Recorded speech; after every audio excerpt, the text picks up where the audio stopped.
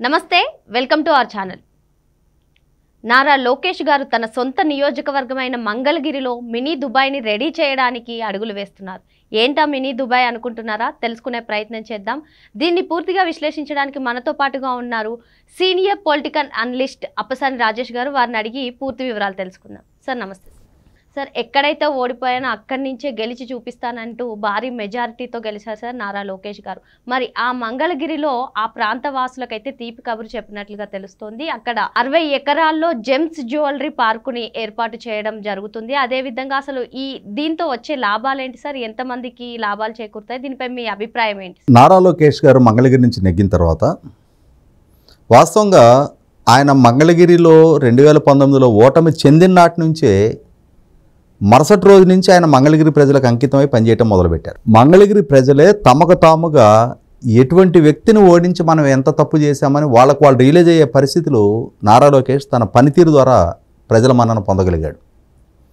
కాబట్టే ఒక ఎన్నికలో ఓటమి చవిచూసిన ప్రాంతంలోనే మళ్ళీ 91,500 ఓట్ల మెజార్టీ నెగ్గటమంటే చిన్న ఇష్యూ కాదు.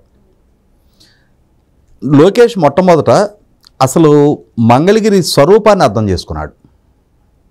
అక్కడ ప్రజల జీవన స్థితిగతుల గురించి, వాళ్ళ వృత్తుల గురించి, అక్కడ ఏ కులాల వాళ్ళు ఎంతమంది ఏ వృత్తుల మీద ఆధారపడి జీవిస్తున్నారన్న అంశం గురించి చాలా విస్తృతంగా అధ్యయనం చేసిన తర్వాత తనకి చాలా స్పష్టంగా వచ్చిన అవగాహన ఏంటి అంటే, అక్కడ చేనేత కార్మికులు, స్వర్ణకారులు వీళ్ళు చాలా విస్తృత సంఖ్యలో జనాభా ఉన్నారు. వాళ్ళకి రెక్కాడితే కానీ డొక్కాడని పరిస్థితులు. కాబట్టి వాళ్ళ రాష్ట్ర రాజధాని నిర్మాణం ఇక్కడ జరుగుతూ ఉంది.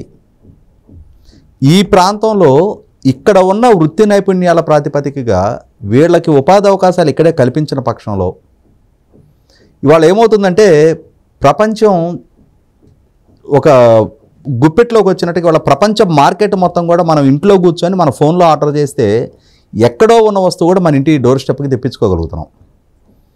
అటువంటప్పుడు ఇక్కడ ఉన్న వృత్తి కళాకారులని, ఇక్కడున్న వృత్తి నైపుణ్యం ఉన్న వృత్తుల వాళ్ళకి మరింత నైపుణ్య శిక్షణ ఇచ్చి ఇక్కడ వాళ్ళ నైపుణ్యాన్ని ప్రదర్శించుకోవడానికి, వాళ్ళ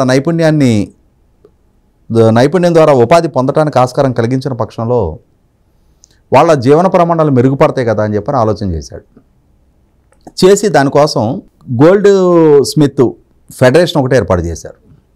లోకేష్ నారా తన పేరిటే తన సొంత డబ్బులతోటి ఒక శిక్షణా సంస్థను ఏర్పాటు చేసి అక్కడ ఉన్న గోల్డ్ స్మిత్ వర్కర్స్ ఎవరైతే ఉంటారో ఆ కులస్తులు, ఆ వృత్తి మీద ఆధారపడ్డ వర్కర్లకి వాళ్ళకి మరింత మెరుగైన నైపుణ్య శిక్షణ ఇవ్వాలి అనేది ఒకటి.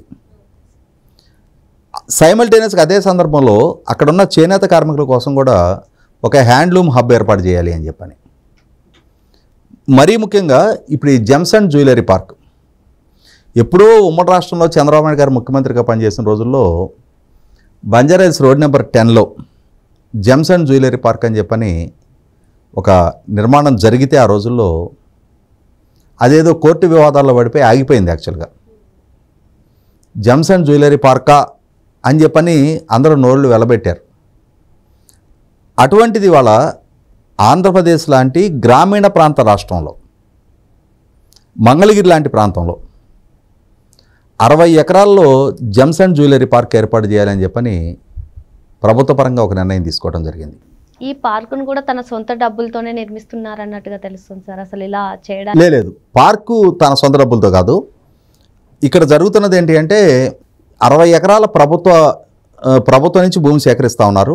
ఇక్కడ మనం సూరత్లో వజ్రాల వ్యాపారం జరుగుద్ది. వజ్రాలు కటింగు, పాలిషింగు, వాటిని ఎక్స్పోర్ట్ చేయటం, అంతర్జాతీయంగా వేల కోట్ల రూపాయల లావాదేవీలు సూరత్ నుంచి జరుగుతూ ఉంటాయి. గుజరాత్లో ఒక మహానగరం కాదు సూరత్, కానీ అక్కడ నుంచి కొన్ని వేల కోట్ల రూపాయల వజ్రాల ఎగుమతులు జరుగుతాయి. అలాగే ఇప్పుడు ఈ జెమ్స్ అండ్ జ్యువెలరీ పార్కులు కూడా మన దేశంలో నవీ ముంబై, కోల్కతా, కోయంబత్తూర్ లాంటి ప్రాంతాల్లో ఉన్నాయి. ఇప్పుడు దుబాయ్ని గోల్డ్కి అంతర్జాతీయ మార్కెట్గా భావిస్తూ ఉంటారు.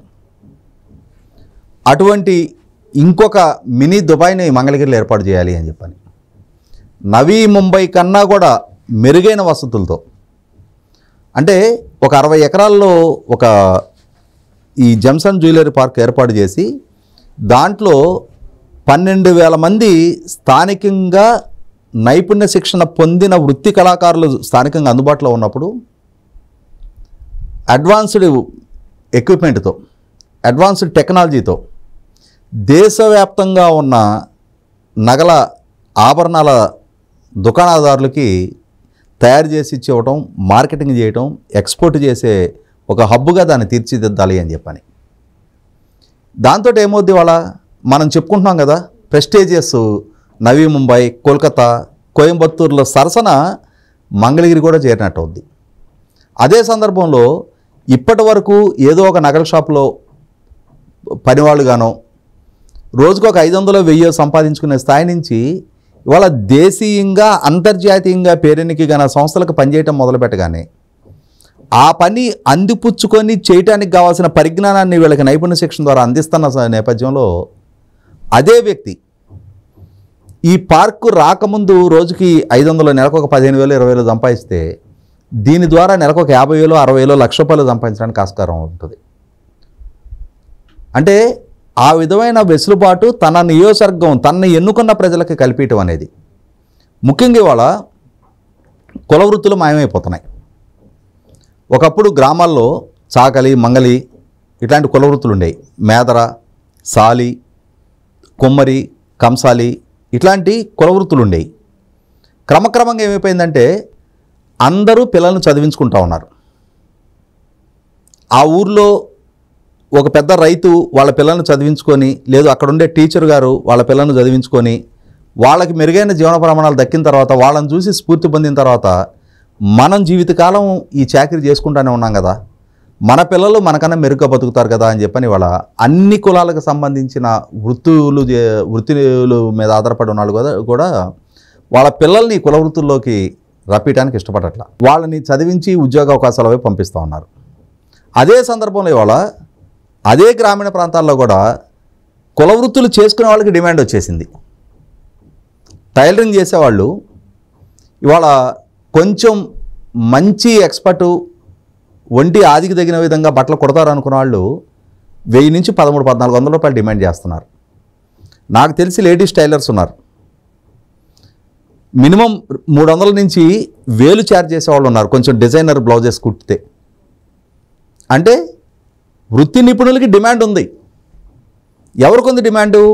బాగా మెరుగైన నైపుణ్యం కలిగిన వాళ్ళకి డిమాండ్ ఉంది. ఇవాళ గ్రామాల్లో ఎలక్ట్రీషియన్ దగ్గర నుంచి మొదలుపెట్టి ప్రతి వృత్తి నిపుణుడికి డిమాండ్ ఉంది ఇవాళ. ఇటువంటి పరిస్థితుల్లో ఈ కుల వృత్తులు ప్రధానంగా చేనేత, బంగారు పని చేసేవాళ్ళు, వాళ్ళకి మెరుగైన ఉపాధి అవకాశాలు వాళ్ళ ప్రాంతాల్లోనే కల్పించడం అనే చొరవ తీసుకోవడం అనేది 100కి 100 రూపాయలు సమాజ హితం కోరి పనిచేసే నాయకుడు మాత్రమే చేయగలుగుతాడు. సాధారణంగా ఏమనుకుంటారంటే వాళ్ళు అదే దరిద్రంలో మొగ్గుతూ ఉంటే వాళ్ళకేదో అప్పుడు కొద్దిగా ఎలక్షన్ అప్పుడు ఓటుకు ఒక 2,000, 3,000 అట్లా పడేసి ఓట్లు వేయించుకుంటా నేను. వాళ్ళ కడుపు నిండి వాళ్ళు సుఖంగా బతకటం మొదలు పెడితే వాళ్ళకి తెలివితేటలు పెరుగుతాయి. నేను వాళ్ళని మళ్ళీ నా వెనక ర్యాలీ చేయించుకోవాలంటే కష్టం అనుకునే నాయకులను చాలామందిని చూసాం. కానీ ఇవాళ సమాజ హితం కోరి నాకు అధికారం దక్కింది, నా మీద నమ్మకంతో నన్ను ఓట్లేసి గెలిపించారు, ఈ ప్రజలకి నేనేం చేయగలను? ఇవాళ ప్రపంచంలో అవకాశాలు చాలా ఉన్నాయి.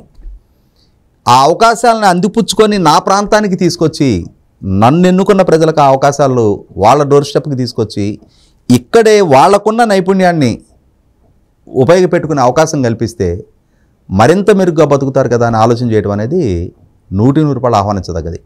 ఆ ఆర్టికల్ చదివితే అంటే హాల్ మార్కింగ్ దగ్గర నుంచి మొదలుపెట్టి క్వాలిటీ టెస్టింగ్ దగ్గర నుంచి ఆ గోల్డ్ స్టోర్ చేసే వరకు అన్ని రకాల రక్షణ చర్యలు, అంటే ఒక దుర్భేద్యమైన కోటను నిర్మిస్తూ ఉన్నారు.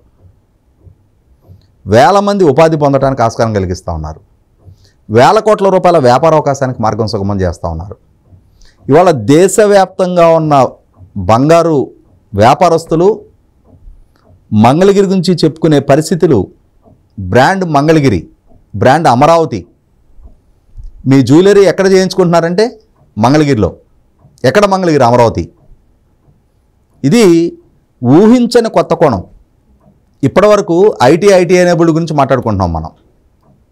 కానీ సామాన్య గ్రామీణ ప్రాంతాలకు సంబంధించిన వృత్తి కళాకారులకి ఇవాళ అంతర్జాతీయ స్థాయి ఎక్స్పోజరు రప్పించడం అనంటే చంద్రబాబు నాయుడు గారు అరకు గిరిజనులు పండించిన కాఫీని ప్రపంచవ్యాప్తంగా పరిచయం చేశారు.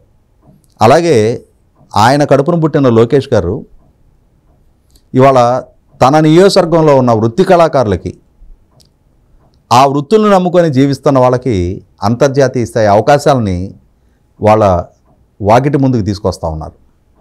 100కి 100 పాళ్ళు రాజకీయ నాయకుడు రేపటి ఎన్నిక గురించి ఆలోచిస్తాడు, అసలు నాయకుడు రేపటి తరం గురించి ఆలోచిస్తాడు అన్నట్టుగానే చంద్రబాబు నాయుడు గారు ఎలా అయితే రేపటి తరం గురించి ఆలోచించారో లోకేష్ కూడా రేపటి తరం గురించి ఆలోచించే నిర్ణయాలు చేస్తున్నాడు అనేది ప్రూవెన్ ఫ్యాక్టర్. మరి మొత్తానికి మంగళగిరిలో ఉన్నటువంటి వారి స్వర్ణకారులకు స్వర్ణయుగం రాబోతుందని సార్ చెప్తున్నారు. Thank you sir.